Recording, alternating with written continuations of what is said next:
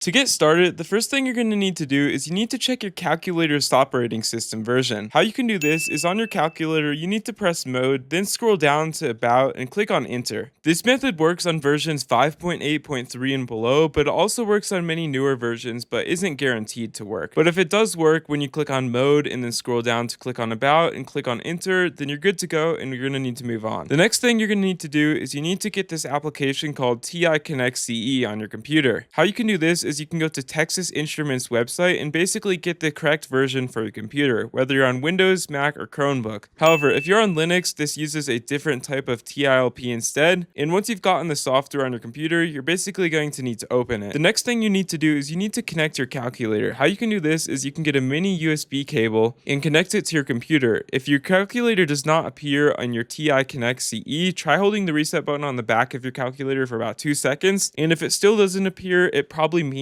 your cable does not allow data transfer, meaning you should switch cables and obviously use one that allows data transfer. Just because it's charging, it does not mean it allows data transfer. Next thing you need to do is to run advanced games. We need to get this application called Artifice. You can basically get this Artifice from a trusted calculator community site. You are going to need to drag and drop your calculator inside TI Connect C and make sure it is sent to archive storage. And on your OS version, if it's 5.4 or lower, this step might not be required, but it's still highly recommended. Next thing you're going to want to do is you need to run Artifice. This is the application we just got. On your calculator, how you can do this is you click on program, then you select the TI basic if prompted to run a program, and then this will basically launch Artifice, and this will allow you to actually get games on your calculator. Next thing you need to do is you can actually get games on your calculator from sites such as these on the screen, and you're going to need to make sure you actually have your filter on depending on the type of your calculator that you're actually trying to get files for. In this case, if I'm using a TI 84 Plus CE, you're going to need to set this filter. Once you've done this, you can basically send games to your calculator, and it usually comes in a zip folder, and you basically open that folder and drag every file with your AX in your calculator in TI Connect CE, and then send again to archive storage. And from here, you'll basically be able to run your games once you open them in Artifice and select the games you've installed it and start playing them. And if there are RAM errors, what you're going to want to do basically to reset your RAM or allow more RAM on your calculator is you click on second plus